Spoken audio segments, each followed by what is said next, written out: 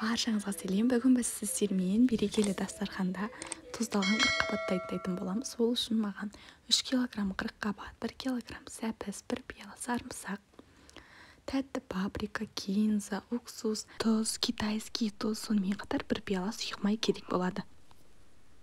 Және де салатымызға әдемі түс беру үшін әртүрлі көкөністер, куркума пайдалансаңыздар болады. Мен бұл жолы укропты пайдаланатын боламын. Ең алдымен мен капустамды жақсылап майдалап турап аламын. Қазір оны көрсететін боламын әрине. Одан кейін сәбізімді осыдан шығарып аламын, сәбізімді майдалап.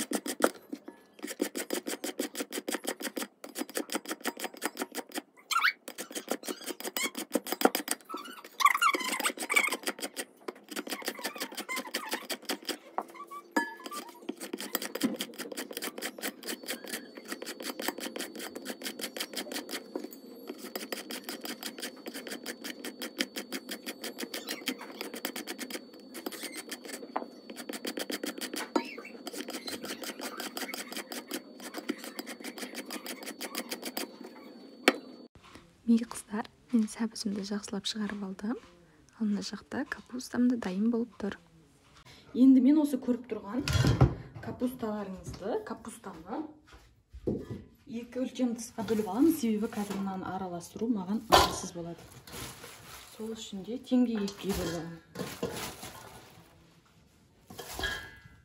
2 бөлікке бөліп алдым. Енді осыған теңге етіп сәбізді қосамын. Егер сәбізді ұнатпайтын болсаңыздар, үйлеріңізде сәбіз ұнатпайтындар бар болатын болса, бір жағына сәбізді көптеу, ал бір жағына аз ғана салсаңыздар болады.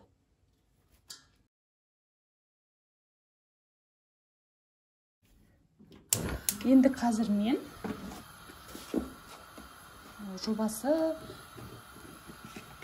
жарты пиаладан сәл көп. Жарты пиаладан сәл көп майды жақсылап қыздырып алатын боламын. Осы қызған майды біз кинза мен паприканың үстіне құятын боламыз. Оны да қазір анықтап көрсететін боламын. Оған дейін майым қызып алсын. Енді мен тұзымды екеуіне бірдей тұз. Ал енді ортасына тәтті паприканы, одан кейін кинзаны қосамын. Екінші ыдысқа да дәрежелі қосатын боламын. Ал енді китайский тұзымызды қосамыз.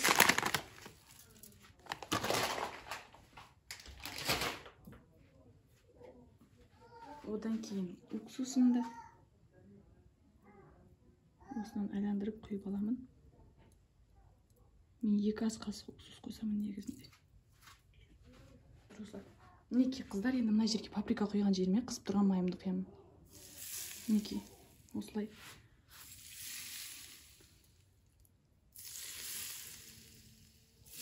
Майымды құйдым.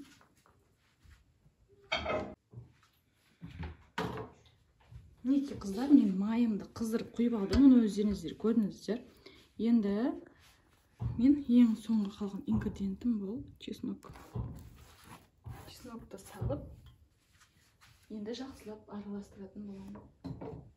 Қаласаңыздар қызыл бұрыш, қара бұрыш қоссаңыздар болады. Бірақ негізі әртүрлі заттарды қоса берсеңіздер де дәмі өзгеріп кетуі мүмкін. Сол үшін мен осындай азғантай тек қана паприка мен кинзаны қосып тұзбен араластырдым. Екі түрлі тұзбен.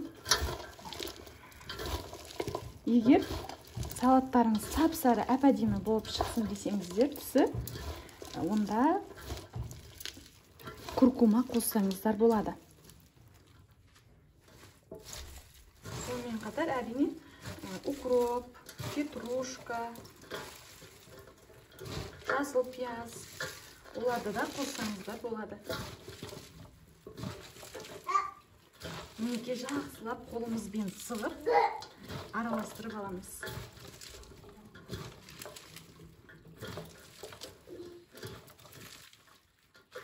Сұйық майды негізі бір пиала қоссаңыздар да болады, егер пиалаларыңыз кішкентай болса. Ол артықтық етпейді, дәмі әдем болып сіңіп, салаттарыңыз жылтырап тұратын болады.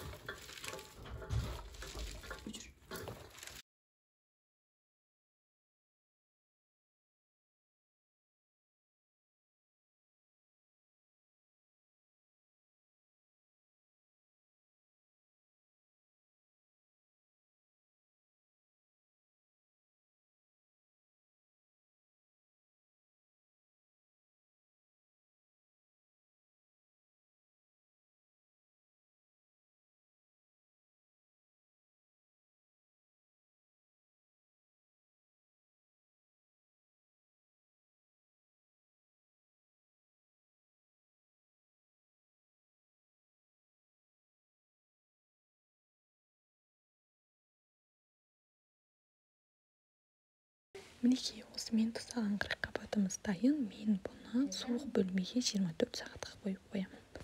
Егер ұнаса, каналыма подписаться етуді ұмытпаңыз.